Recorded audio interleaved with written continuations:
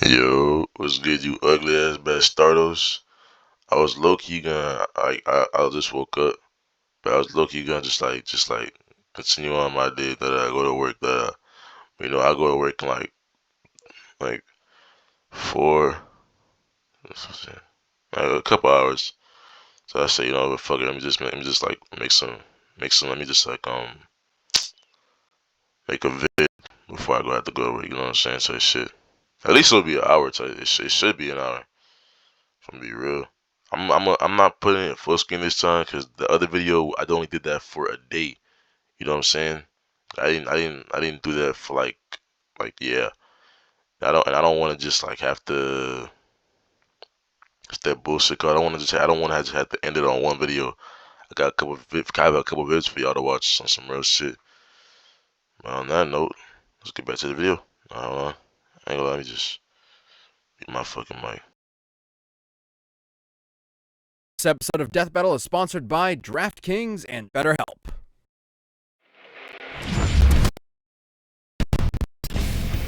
Bill Cipher, the triangular terror from Gravity Falls. Discord, the devilish Draconicus from My Little Pony. The mighty, the righteous, the profound, and the profane. We have featured all manner of warrior on Death Battle before.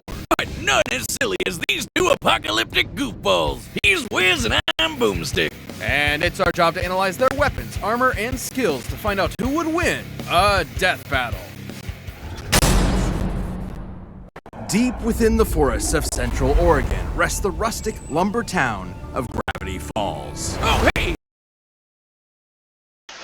If y'all don't know about Gravity Falls, go watch that shit right now, man. One of the best shows ever. I watched that shit on 135 Disney XD. Best show ever, man. If you grew up during that time, bro, I'm telling you, that was one of the best eras ever. Y'all boys, if y'all boys know, y'all boys know. Trust me. W era on some real shit. I don't really like saying that, like that whole like W shit, but like it's kind of like a story way of saying like, it's like a good. You know what I'm saying, bro? Back to the There's old man McGucket. And would you look at that, Mayor Befumflefumter. And who could forget that little polished turd, Gideon Gleeful. But despite its look, Gravity Falls is less Mayberry and more Twin Peaks. I've been studying what I call the unified theory of weirdness. Much like gravity, weirdness acts as a force, warping space and attracting bizarre phenomena to certain areas. Like the Bermuda Triangle or Denny's at 3 a.m. And Gravity Falls is one of those places. In fact, it's the largest weirdness magnet in the entire world. Rainbow vomiting gnomes, the fearsome multi-bear, the dilapidated mystery shack, and most terrifying of all, a trillion-year-old alien spoken of only in whispers, the foulest creature to ever blaspheme upon this beautiful land, Bill Cipher. No, actually doesn't look so bad. I like his little hat. Don't be fooled by Bill's goofy demeanor. Underneath the deadpan one-liners lies the cold black heart of a genocidal madman. After obliterating his home dimension and killing everyone in it, Bill was on the run from the interdimensional authority, so he settled in the chaotic nightmare realm, turning it into his own personal kingdom. But he quickly set his sights on an even bigger prize. Our own universe. Unable to break through the dimensional barriers on his own, he spent millennia trying to trick poor, unsuspecting humans to open the front door. And if Bill escapes, all of reality is screwed. He is a being made of pure energy, able to craft a physical body out of nothing, and then change that shape to grow to planetary scales. He can regenerate any part of himself, including his own spirit. Bill can move objects with his mind, duplicate himself, and see into the future. He can bring inanimate objects to life, shoot lasers and fire. Like this nigga's low key type god or some like. I mean, I don't know because I don't know if he can make things like if he can create. Then I'm gonna be real. This nigga is god. But if he's just like Loki, like, I ain't Loki god. I ain't gonna lie. But this nigga is crazy. When I watch the fucking show, like this motherfucker is crazy, bro. On some real shit. Like I found and the way they're explaining it, like he's just like whenever you refer to something as a being, you just get that sense of like, oh, that nigga's like on some you feel me on some god shit. So I'm good, my boy. You got that. Back to the vid.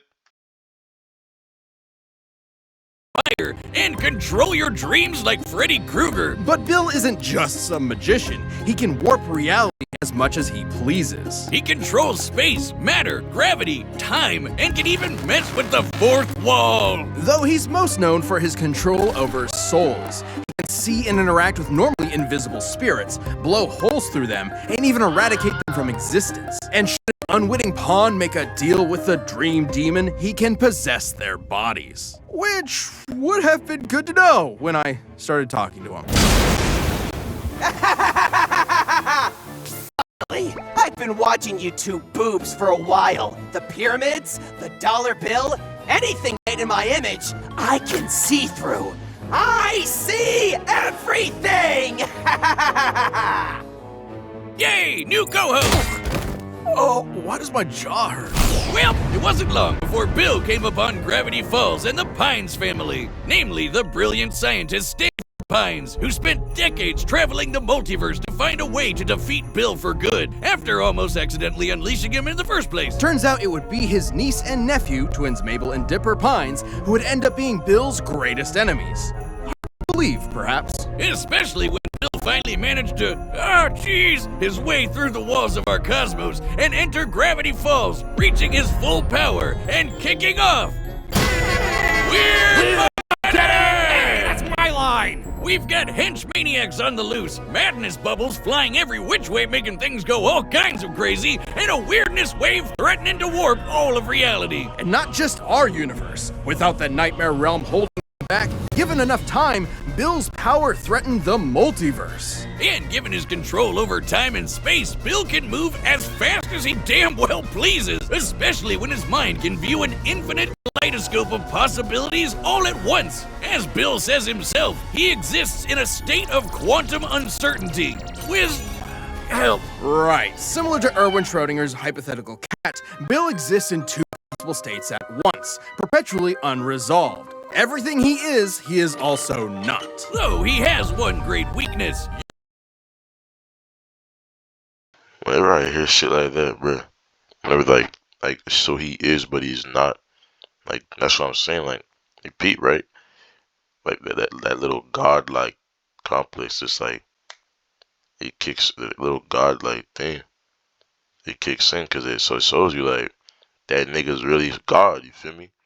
Like he says everything he is not. I've heard that in biblical terms about God too. Like no. Just about like godlike beings. You feel me? And it's like this nigga's. I'm saying he's God. And back to video. Unicorn hair!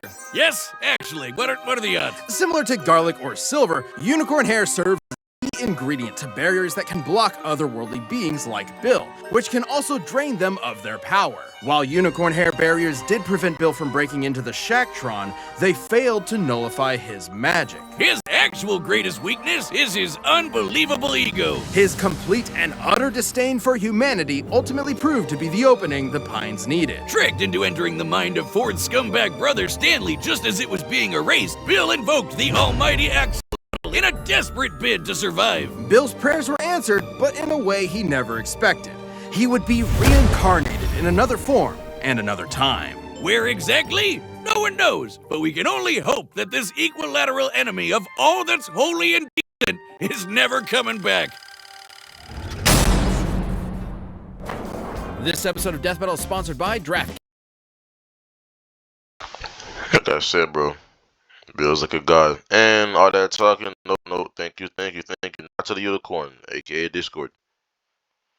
The fact that it exists is fucking crazy. Wait, nigga, Discord, bro? My shit froze, bruh. Oh, no, man, I'm tripping. Alright.